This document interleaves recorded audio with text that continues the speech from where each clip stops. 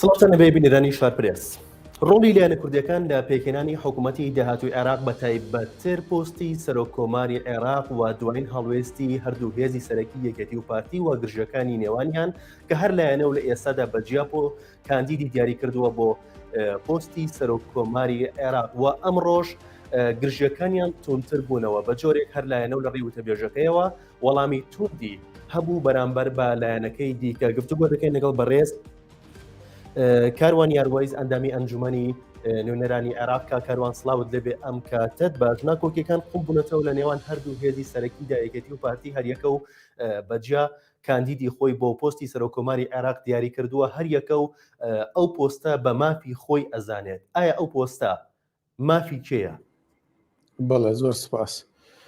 لە ڕاستیە ئەو پۆستە ئیسحاقی کوردە لە دوای 2005 بە دیاریکراوی کە ئێمە دەستوری عێراق پەسەند کراوە یەکەم خولی پەرلەمانی عێراق دەستی پێ کرد. ینی وا هاتووە کە سەرۆکی ئەنجومەنی وەزیران لای شیعەکان بێ و سەرۆکی پەرلەمان لای سونەکان بێ و سەرۆکۆمەر لای کورد بێ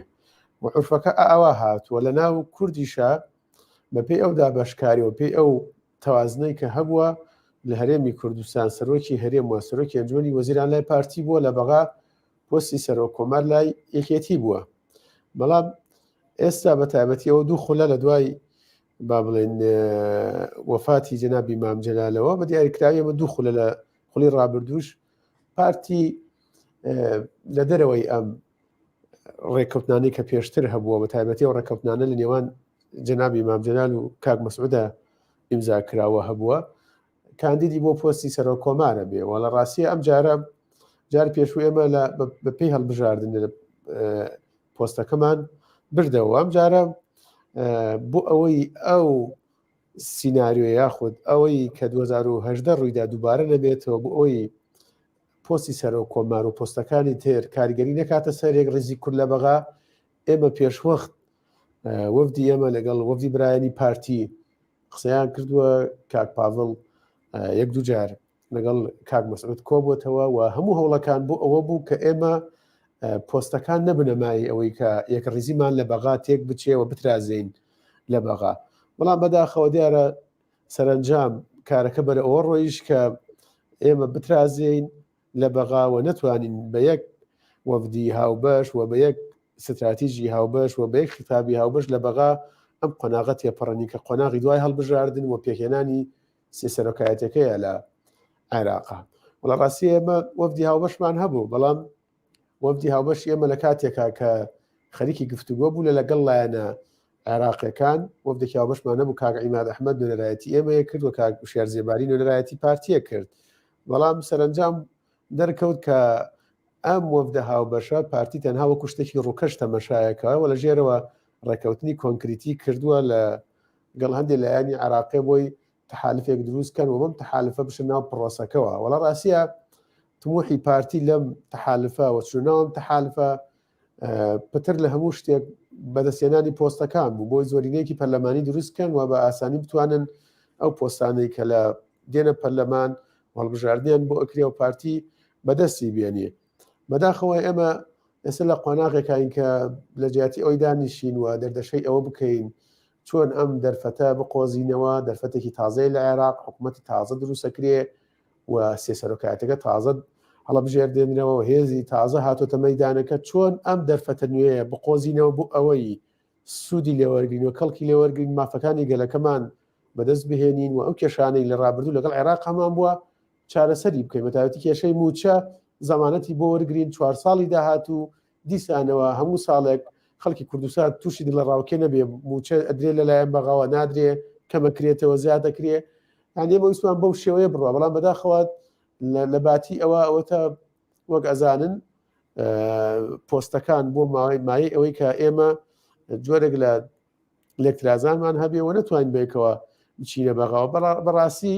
بە دوو سەبەب پارتی مسەبەبی ئەمە بوو کە ئەم لێکترازانە دروستکە. یەکەم ئێمە وەفدی هاوبەشمان هەبوو و پێش وەفدی هاوبەش کۆبنەمان لەگەڵ پارتی هەبوو لەگەڵ کۆمەڵە خاڵی مەبدەئی ڕێکەوت بووین. یەکەم لەو خاڵانە نەچینە ناو هیچ تەحالفێکەوە کە کێشەی نێوماڵی شیعەکان قوڵ بکاتەوە نەبینە هۆکاری ئەوەی شیعەکان کێشەیەکیانەیە ئێمە بچینەم کێشەیانە قوڵکەینەوە. دووەم بچین ناو هەر تەحالفێکەوە ئەبێ زەمانەتی کۆنکریتی لێوەربگرین کە ئەو کێشانەی هەمان بۆ کێشەی بەتابەتی کێشەی موچە و بوجە وەرەقەیەکی مۆرکراومان بنێ زەمانەتمان بنێ کە 4 ساڵی داهاتوو نیکەن بە کەرەستەی ململانەی سیاسی و موچە و بوجەی خەڵکی کوردستان وەکو سزای سیاسی بەرامبەر بە خەڵکی کوردستان بەکار نەهێنرێ بەڵام پارتی ڕۆیشتە ناو تەحالفەکەەوە بەبێ ئەوەی کە ڕێز یاخۆت ئەتیبار بۆ ئەو لژنە هاوبەشەدا بنێ وەفدە هاوبەشەدانێ کە ئێمە هیمانەوە ئەتیبار بۆ گفتوگوانەدانێ کە ئێمە پێشتر لە نێوانمانە هەبووە.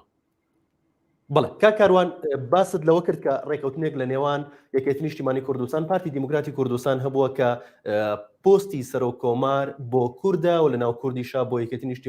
نیشتیمانی کوردستانە لە 2010 ئەوە دروست بوو کە پارتی دیموکراتی کوردستان کاندیدی هەبوو لە هەمان کاتیشدا ئێستاش ئەوە دروست بۆتەوە کە ئێوە ڕێکەوتنتان هەبوو هۆکاری ئەم گرژێت چییە؟ ڕاستی ئەو گوتم ئەو ڕێککەوتنە هی سەردەمی جنابی مامجلال و کاک مەسعود بوو وەکەزان مامجلال سەرکردەیەک بوو یعنی بە هەموو ماناکان کاریزمە بوو ینی ئەو سوپرایزە سیاسیانەی کە مامجلال لە پڕ دروستیە کرد و دەست پێشخەریە کرد و لە پڕ بەدەست پێشخەریەک هەموو گرژەکانی کۆتایی پێهێنا و قەلەقی خەڵکی کۆتایی پێهێنا و کێشەکانی بە شێوەیەک چارەسەرەکرد کە کوردێک ڕیز بێ لە بەغا بەداخەوە ئەمە ئەو قۆناغا ئێمە ئێستا لە قۆناغێکان قۆناغی دوا جەنابی مامجلالە کێشەکانمان بە شێوەیەک قوڵ بۆتەوە دەبوو یعنی کێشەکان نەگا بە مڕادەیە یعنی ئەو لە دوای ڕێکەوتنە ئێمە دانەنیشتێتەوە لەگەڵ پارتیە ڕێکەوتنی تازە بکەین بەڵام ئەمە هەروە هاتووە یعنی ئێمە لە ڕاستیە تێناگەین لە پارتی جارێک ئەڵێ ئێمە ڤیتۆمان لەسەر کاندیدەیە جارێک ڤیتۆی لەسەر کاندید نیە لەمە ئیسحاقی هەڵبژاردنەوە ئێمە کورسیمان لێوە زۆرترە ئەمانەوێ جارێک قسەیەکە کرێ جارێک لە بەغا قسەیەکی ترێ کرێ لەبەرەوە ئێمە علاقەی ئێمە و پارتی واجبی هاوبەشی ئێمە و پارتی کورسی نییە لە ڕاستیە ژمارە کورسی ئێمە لە هاوکێشەی بەغادا بڕاو نیە لە کوردستانە لە بەغا کۆمەڵی ئەرکی هاوبەشمانەیە لە کوردستانیش ئێمە و پارتی ئەم وڵاتە بەڕێوە بین زۆنی حکومڕانی ئێمە زۆنی هەژمونی ئێمە و پارتی وازەحە و قووەتی ئێمە و پارتی وازەحە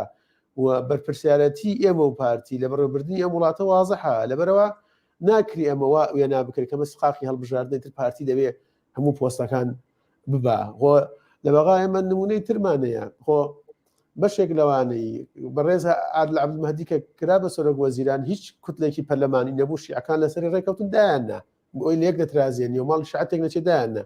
خۆ بەڕێز مستەفا کاظمی هیچ کوتلێکی پەرلەمانی نەبوو و حزبیشی نەبوو و کردیان بە مڕەشەحی خۆیان و مڕەشەحی تەسویەوە دانرا و ئێستاشێکەکە لەو مڕەشەحانەی کە بەڕێز سەماحەتی سەدر تەرحی کردو بووە لایەنەکان لەبەرەوە ئێمە دەبێت قوڵتر بیر بکەینەوە ئەم واجبانەی ئێمە هیمانە لە بەغا واجبی ئێمە لە بەغا ئەرکی ئێمە لە بەغا زۆر جیاوازترە لە ئەرکی پێکاتەکانی تر ئێمە قەزەیەکی نەتەوەیمانەیە 100 ساڵ لە چوارچەوەی دەوڵەتی عێراق قەزەیمانەیە ئەمە یەک دوو ئێمە زیاتر لە 150 خاکمان هێشتا کێشەی لەسەرە هێشتا لەژێر دەسڵاتی حەشتی شعبی و سوپای عێراقی و سەر بە حکومەتی ناوەندی نەمانتوانی وەم کێشانە لەگەڵ عێراق چارەسەرکەین و حکومەتێک دوایەکانی عێراق نیان سەلماند و کامادەی 140 جێبەجێ بکەن و هەناوەکان ئێمە مادەیە جێبەجێ بکەن و هێشتا ئێمە بۆشایی ئەمنی گەورە هەیە کە ڕۆژانە داعش تیرۆریستان تراتێنەکەن و مەترسی لەسەر هاوڵاتیانی ئێمە دروستەکەن لە ناوچەدا بڕێنراوەکان و حتا زۆر جار ئەم مەترسیە پەڕیوەتەوە بۆ سنووری هەرێمی کوردستانیش و مەترسی زۆر گەورەمانەیە و معادلاتی ئیقلیمی نێودەوڵەتی زۆر گەورە هەیە ئێمە دەبوو گەورەتر لە مەسەلانە بڕوانین پارتی دەبوو گەورەتر لە مەسەلانە بڕوانی و ناکرێ پۆست ببێ بە سەبەبی ئەوەی کە گەلەکەمان بخەین بە مەترسیە و پۆست ببێ بە سەبەبی ئەوەی بچین ناو تەحالفێکە ئەو سەریمان لێ دیار نەبێ و پۆست ببێ بە سەبەبی ئەوەی سەرباری هەموو گلەیانەی خەڵکی کوردستانەتی خەڵکی کوردستان زۆر ماندووە بەدەست خراپی گوزرانەوە بەدەست خراپی خزمەت گوزاریەکانەوە بەدەست خراپی ئەدای حکومڕانیەوە ناکرێ بارگرانێکی تری بۆ زیادکەی و ناکرێ قەلەقێتری بۆ زیادکەی و ناکەوان پێتان وایە هۆکاری ئەوە چییە کە پارتی دیموکراتی کوردستان ڤیتۆی لەسەر کاندیدێکی یەکێتی نیشتیمانی کوردستانە بێت بەڵێ پێتان وایە هۆکاری ئەوە چییە کە پارتی دیموکراتی کوردستان ڤیتۆی هەیە لەسەر کاندیدێکی یەکێتی نیشتیمانی کوردستان ئێمە یەکشمان زۆر بەلاوە سەیرە خۆی دیاردەیەک هەیە پارتی دەمێکە ئێمە تەحملی پارتیمان کردووە و بۆ ئەوەی وەزعی خەڵ لەمە خراپتر نەبێ وەزعی ئەم هەرێمە لەوە خراپتر نەبێ و بۆ ئەوەی یەک ڕزیتێک نەچێ قبولمان کردووە یعنی لە کابینە یەک لە دوایەکەکان پارتی ڤیتۆی لەسەر مڕەشەحی وەزیرمان نەبووم ڤیتۆی لەسەر مڕەشەحی مدیری عاممان نەبووە ڤیتۆی لەسەر یعنی خەڵکمان نەبوو بۆ شوێنی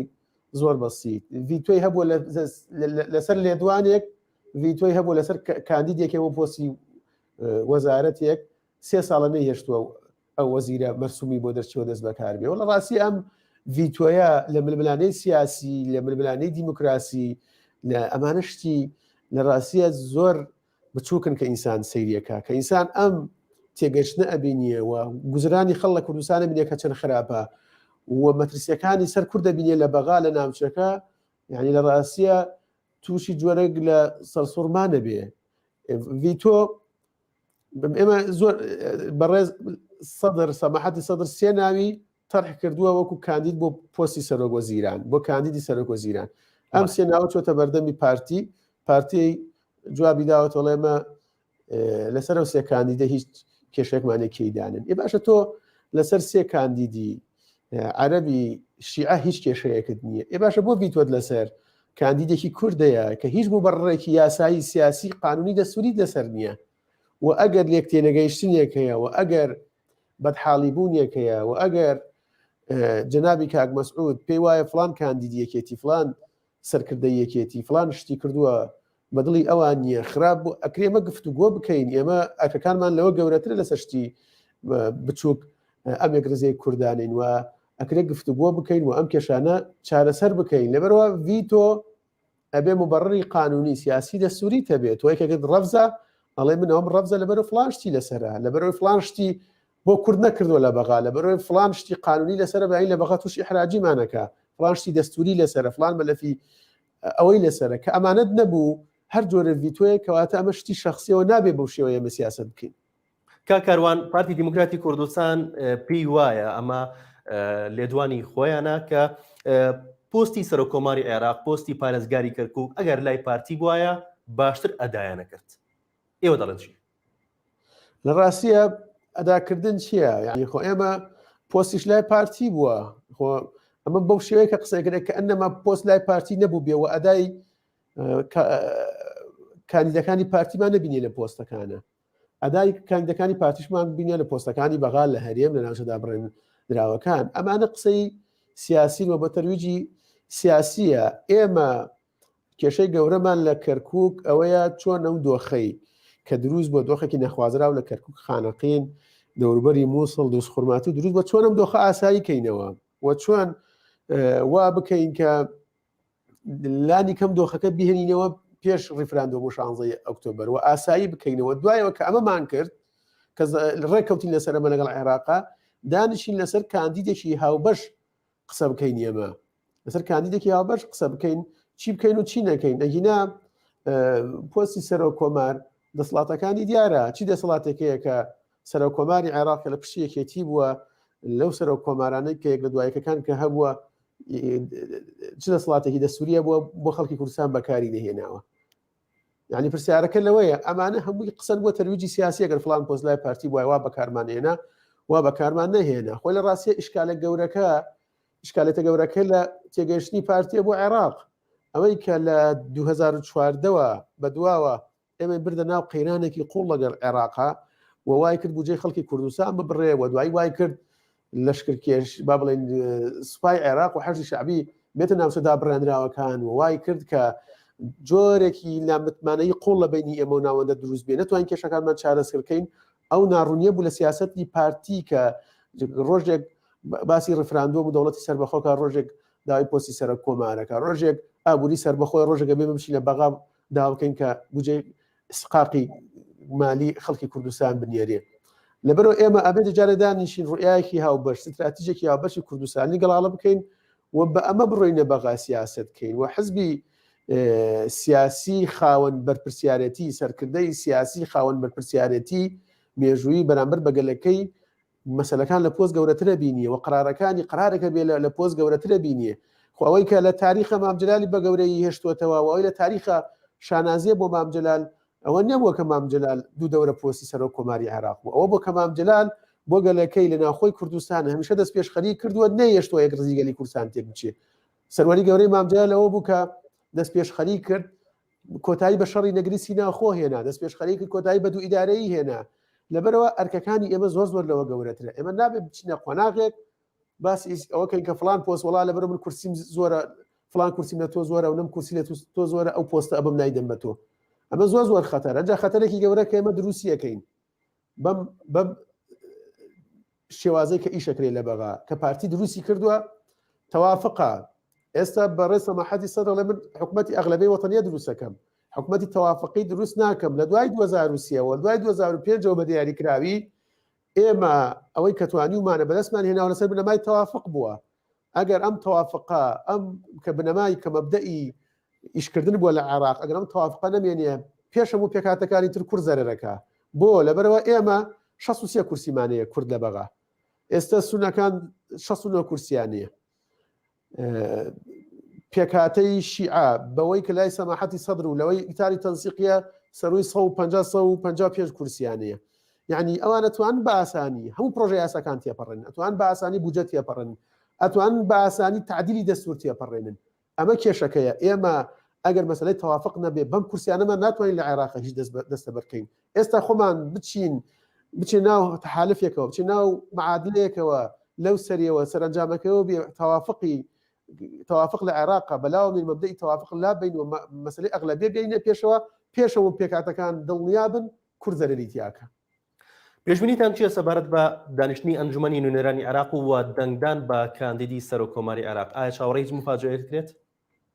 ئێمە لە ڕاستیە هەڵبژاردن پرۆسەیەکی دیموکراسیە و لە عێراق دەوڵەتەوە دەستور بنەمای هەموو پرۆسەکە لە عێراق بە پێی دەستور هەڵبژاردننی سەرۆکۆمار بەڕێوە چیە ئەو مادێ ئەو بدەیەی کە دیاری کراوە هەشتی شوبات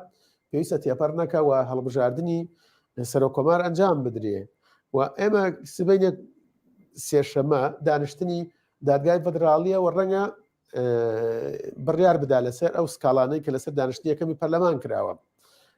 ئەم بڕیارە تەسیراتی لەسەر پرۆسی سیاسی بێ و تەسیراتی لەسەر هاوکێشەکانە بێ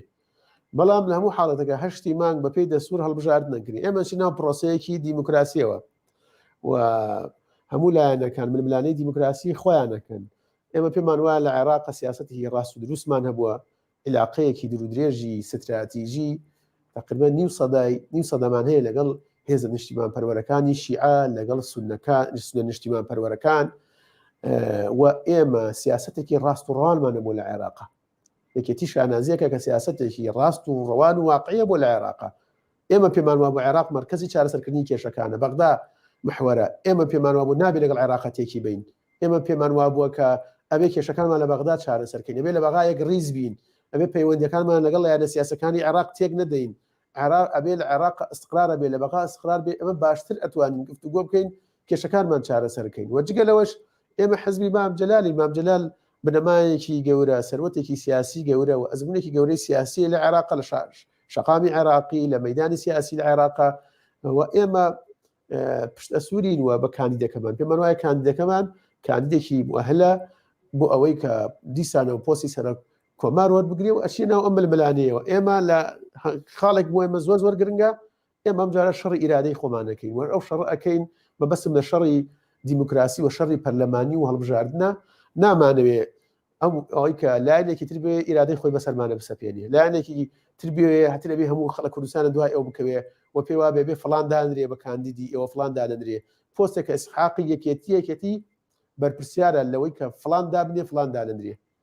پارتی ئەم پۆستە لە بەرەو پشکی کووردە پارتی ملاحەزەیە تێبینیەیە تێبینەکانی تێبینی جدی بوون بەسەر چاو دانیشین چارەسەر یەکەین دانیشین تەفاهمی لەسەر دروستەکەین دانیشین گفتوگۆەکەین خۆ ئێمە کێشەی زۆر لەمە گەورەتر لە نێوانێمە و پارتی دیموکراتی کوردستانێ بە گفتوگۆ چارەسەرمان کردووە بەڵام بەدەر لەمانە ئێمە کاندیدی خۆمانەیە پارتی کاندیدی خوانێش ناو پرۆسەکەەوە بردمانەوە پیرۆزمان بێەوە گەشمان بردەوە ئێمە کاکەروان باست لەوە کرد کە ئێوە وەکو یەکێتی ئیرادەی خۆی بەسەرمانە بسەپێنی بەڵێ کاکەروان باست لەوە کرد کە ئێوە وەکو یەکێتی هەوڵی ئەوەتان ناوە کە کێشەکانی کورد چارەسەر بکەن ئایا پارتی هەوڵی ئەو چارەسەرکردنی نەیەوە لە بەغدا ناڵم پارتی هەوڵی چارەسەرکردنی کێشەکانی نەداوە. من وتم پارتی سیاسەتێکی ڕاست و ڕەوانی نەبووە چۆن لەگەڵ عێراق تەعاملکەین. ئەو نائستقراری کە ناستقراری سیاسی کە پارتی هەیبووە لە بەغاوای کردو ئێمە نەتوانین کێشەکانمان لەگەڵ بەغا بەباشی چارەسەر بکەین. خۆ ئێمە نموزەرجمانەیە ئەوەی کە وای کرد ئێمە بەغا بگەین بەڕێکەوتنێک هەرێم و بەغا لەسەر بووجە خۆ تیمی ئێمە بوو زۆر لە کادرەکانی ئێمە پیان وا بۆیان کاقوبات بۆم بەرپرسیارەتی هەڵەگرێ و 6 مانگە خەریکیەوەی چێ بۆ بەغا و ئەم بەرپرسیارەتی هەڵەگرێ کێشەکان لەگەڵ بەغا چارەسەرکە کێشەی موچە سەرنجام دەرکەوت سیاسەتەکەی ئێمە ڕاز بووە و هەم کێشەی موچەمان چارەسەر کرد و هەم جۆرێک لە متمانەمان لە بین ئێمە بەغا بژانەوە کە بتوانین لە خولی داهاتوو لە قۆناغی داهاتوو لە جیاتیەوەی خەریکی کێشەی موچە بین کێشەی موچەمان چارەسەر کرد بێ خەریکی کەرکووک بین خەریکی مەسلەی پێشمەرگە بین خەریکی یاسای نەوتوغاز بین خەریکی چارەسەرکردنی بۆشایی ئەمنی بین خەریکی ئەوە بین خۆی کێشەکەەوەی ئێمە بەم شێوازە بچینە بەغا ناتوانین کێشەکانمان چارەسەرکەین یەک ڕێزیمان پێویستە و ستراتیژێکی نیشتیمانیمان پێویستە کە بتوانین چۆن لە بەغایشکەین و چۆن دیفاع لە مافەکانی گەلەکەمان بکەین. کاکەروان گرفتی نەبوونی یەکدەنگی چییە؟ وەک ئەوەی بینیمان لە یەکەم دانیشتنی ئەنجومەنی نوێنەرانی عێراقا کە وەک یەک تیم ڕۆشتن لەگەڵ پارتی دیموکراتی کوردستانە بەڵام لە یەکەم دانیشتنا هەڵوەشانەوە دروست بوو. ئایا کێشە دروستەکات بۆ کورد؟ وڵا ڕاستیە کێشەکە دروست بووە ئێمە بەیە کاندید و بە یەکگردووی و بە خیتاب بە یەک وەرەقەی مفاوازات چۆن ناوم پرۆسەیە قووەتی کورد زیاترە بوو قووەتی کورد باشترە بوو و باشترمان توانی مافەکانمان بەدی بهێنین ئەوە سونەکان سەرباری ئەوەی کە چەند ساڵە مەرجەعیان نییە سەرکردیان یەک ڕابرایەتیان کە سونەکان بە هەموو کێشەکانی ناوخۆی خۆیانەوە ئەم جارە بە جۆرێک لە جۆرەکان بە یەکگردوویات ناوم پرۆسەیەوە کاندیدی خۆیان سەرخست وە کورد استقاقی کورد سەر و کۆمارە کورد بۆ بە یەک کاندیدەوە نەڕوە بۆ ئەم بەم قەرەباڵەخیە بڕۆ بۆ بەم کێشانە بچێت ناو ئەم پرۆسەیەوە و ئایا کورد بەم قەرەباڵەخی و بەم پەرتەوازە بچێت نا ئەم پرۆسەیەوە حکوومەتی داهاتووی عێراق مستعدە کێشەکانی کورد چارەسەرکان مستعدە ئەوەی کە کورد داوایەکە بەشێکی زۆری جێبەجێکە نەخێر مستعد نییە و ئێمە ترسی گەورەمان لەوە هەیە مەبدەئی تەوافق بەلاوە ئەنێک زۆرینەیەک لەسەر ئەساسی زۆرینێ پەرلەمانی ئیشەکرێ ترسی ئەومانێ بەیانی لە پەرلەمان بەم زۆرینەیە زۆر شت تێپەڕێنن مەسەلەی بودجە تێپەڕێنن مەسەلەی تعدیلی دەستور تێپەڕێنن ئەمانە مەترسی زۆر زۆر گەورن لەسەر گەلی کوردستان و دوایی کێ تەحملی ئەم مەسئولیاتەکە کێ تەحملی ئەم مەسئولیاتەکە دوایی لە قۆناغێکە لە نێوان ئەم تەحالفەی کە ئێستا دروست بووە لەسەر لە نێوان ڕەوتی سەدر و لە نێوان سنەکان و نێوان پارتی کێ تەحملی مەسئولیەتی ئەوەکە کێشەیەک هاتە پێشەوە لە قۆناغێکە ئەمانە وەکو